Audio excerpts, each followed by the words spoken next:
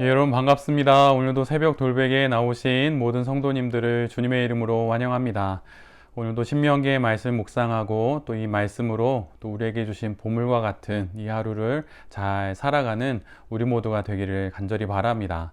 오늘 우리에게 주시는 하나님의 말씀은 신명기 8장 14절로 18절까지의 말씀입니다.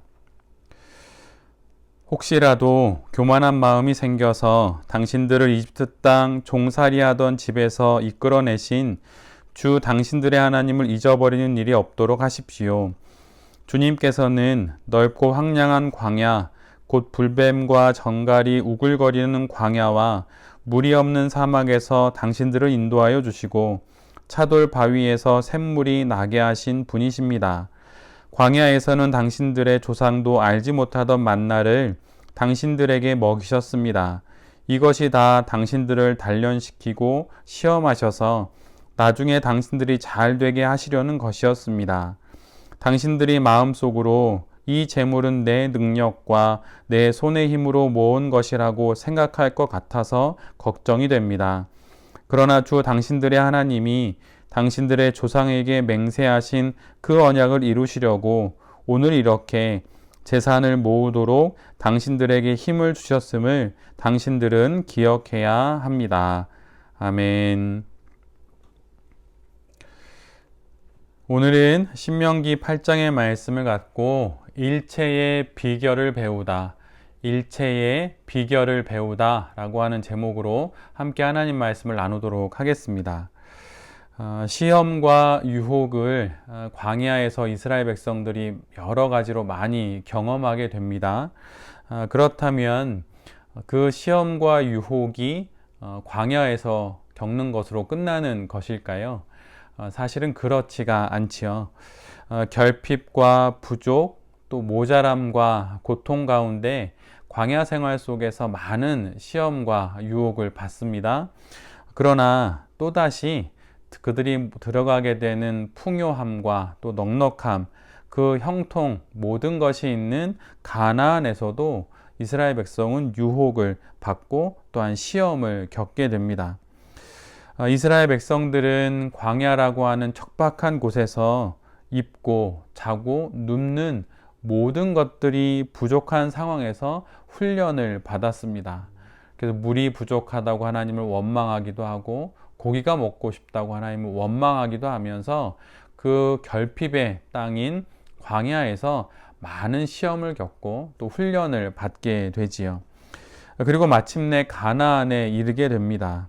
우리가 잘 알다시피 젖과 꿀이 넘치도록 흐르고 있는 그 풍요의 땅인 가나안에 들어가면 그러면 시험이 없는 것일까요? 그렇지가 않다는 것을 오늘 본문은 우리에게 이야기해 줍니다. 풍요의 땅에 들어가면 모든 것이 넉넉하니까 내가 뿌린 또 씨앗이 자라서 내가 많은 것들을 거두면서 모든 것이 나의 손으로, 내 힘으로, 내 능력으로 되었다라고 여기면서 하나님을 향해서 교만의 마음을 품게 되는 그런 시험과 유혹이 있다고 모세는 이스라엘 백성들에게 미리 경고의 말을 전하게 됩니다. 광야에서는 부족하여서 시험에 들었는데 가나안에서는 풍족하여서 시험에 들 위험이 있는 것이지요. 가나안의 모든 것을 내 힘, 내 손으로 이룬 것이라 말하면서 하나님을 모른 척할 위험이 있는 것입니다. 성경 속에도 이런 모습을 보였던 전형적인 인물이 있는데 그는 이스라엘의 첫 번째 왕인 바로 사울입니다. 그는 참으로 겸손한 사람이었습니다. 외적인 조건이나 그의 풍모로 봤을 때 이스라엘에서 그 사람만큼 왕의 자리에 제격인 사람이 없었죠. 그러나 사울은 매우 겸손한 사람이어서 그가 왕으로 지목이 될 때도 보따리 뒤에 숨는 그런 모습을 보였습니다. 겸손하다는 말을 넘어서서 약간 주눅이 든 듯한 모습으로 성경에 처음 등장하는 게 사울의 모습이죠. 그토록 교만하고는 거리가 먼 사람처럼 사울이 등장합니다. 그런데 그랬던 그가 이스라엘의 첫 번째 왕이 되자 그는 최고의 권력의 자리에 올라섰다는 생각으로 자신의 힘으로 모든 것을 이룬 것처럼 행동을 합니다. 그래서 결국 그 교만함으로 인해서 망하는 인생이 되어 버리지요. 이처럼 광야이든 가나안이든 가난함이든 부함이든 언제나 어느 조건에서나 유혹과 시험은 있는 것입니다. 광야를 졸업했다고 해서 시험이 없거나 유혹이 없는 것이 아니에요. 광야 학교의 졸업은 곧 가나안 학교의 입학을 의미합니다. 마치 우리가 중학교를 졸업하면 고등학교 입학이 기다리고 있듯이 광야 학교를 졸업하고 이제는 광야 학교를 졸업하고 이제는 가나안 입학을 이제 해야 되는 상황이 된 것이지요. 이처럼 신앙생활은 마치 이어달리기와 같은 것입니다. 한 코스가 끝나면 그 다음 코스가 기다리고 있는 것이에요.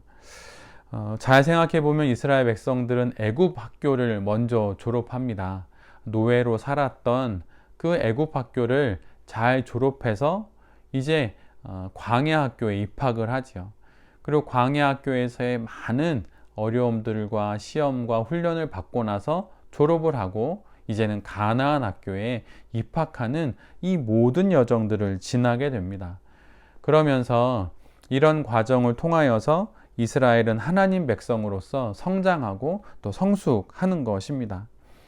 애굽 학교라고 하는 노예 삶에서의 신앙생활, 또 광야 학교에서의 고난의 자리에서의 신앙생활, 그리고 가나안 학교에서의 풍요 가운데에서의 신앙생활을 통해서 이스라엘은 결국 모든 상황 속에서 하나님을 온전히 섬길 수 있는 인생으로 성장하게 되고 성숙하게 되는 것입니다. 이 고백이 사도 바울의 고백이었지요. 빌립보서 4장 12절로 13절에 이런 말씀이 있습니다. 나는 비천에 처할 줄도 알고 풍부에 처할 줄도 알아 모든 일 곧 배부름과 배고픔과 풍부와 궁핍에도 처할 줄 아는 일체의 비결을 배웠노라. 내게 능력 주시는 자 안에서 내가 모든 것을 할 수 있느니라. 사도 바울은 이렇게 이야기를 합니다. 나는 가난해도 풍부해도 또 그 모든 상황 속에서도 하나님을 섬길 수 있는 일체의 비결을 배웠다고 그는 고백합니다. 그래서 그 모든 상황 가운데 애굽 학교에 있든 광야 학교에 있든 가나안 학교에 있든 그 모든 학교 가운데 내게 능력 주시는 그 하나님으로 인해서 내가 모든 삶 가운데서 하나님을 섬기는 성도로 살아갈 수 있게 되었다고 그는 고백하고 있습니다. 이것이 바로 그리스도인 성도의 인생이고 또 그 인생에서 고백할 수 있는 가장 아름다운 고백입니다. 가난하다고 고난을 겪는다고 우리는 하나님을 떠나지 않아야 합니다. 또한 반대로 풍요함과 넉넉함 그런 것을 누리고 있다고 하나님을 모른 척하고 또 교만하게 하나님을 떠나서도 안 되는 것이죠. 배고픔 속에서도 배부름 속에서도 궁핍과 풍부의 모든 일 가운데서도 신앙으로 그 모든 상황들을 사도 바울의 고백처럼 내게 능력 주시는 자 안에서 그 모든 삶의 상황들을 살아낼 일체의 비결을 배워서 그 모든 순간을 잘 지나가야 하는 것입니다. 이것을 애굽 학교, 광야 학교, 가나안 학교에서 이스라엘이 모두 배우는 것이에요. 우리의 인생도 마찬가지입니다. 고난의 때에 또한 그 반대의 형통의 때에도 모든 상황, 이런 상황을 거치면서 결국은 인생의 모든 때에 하나님을 섬기는 성도로 빚어져 가게 되는 것이죠.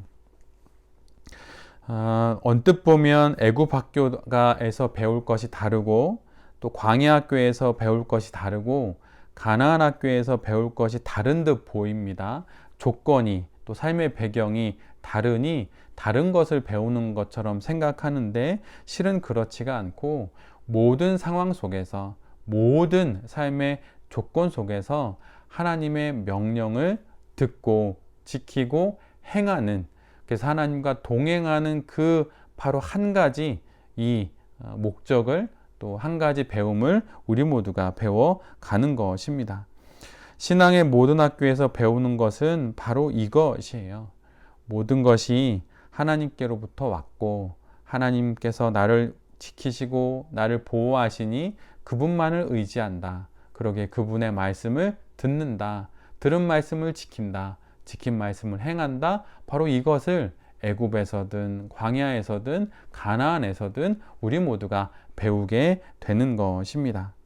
그러기에 고난이 하나님을 떠날 이유가 되지 않습니다. 또한 형통함이, 부유함이 하나님을 떠날 이유가 되어서도 안 되는 것이에요. 고난의 때이든 형통의 때이든 그 모든 순간에 하나님을 등지지 않고 하나님과 함께 그 학교의 모든 과정을 잘 마치려고 애를 써야 하는 것이지요.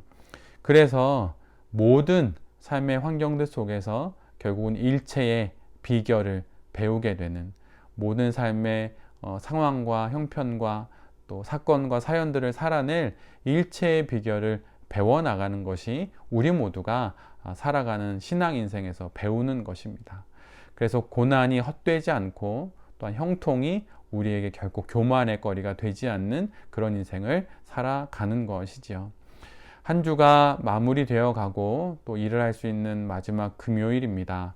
우리가 삶의 많은 자리에서 다양한 일들을 겪게 되는데 그 많은 일들과 사연들 때문에 주눅들거나 움츠러들거나 또는 뒤로 이렇게 도망치거나 회피하거나 그러는 것이 아니라 하나님을 바라보면서 모든 상황 속에 함께 하시는 그 하나님과 함께 모든 문제를 잘 헤쳐나가는 우리 모두가 되기를 간절히 바랍니다. 그런 성실한 학생들이 광야에서도 또 가나안에서도 하나님께서 가르쳐 주시는 걸 잘 배우는 성실한 학생들이 될 수 있기를 간절히 기도드립니다. 아멘. 제가 기도하겠습니다.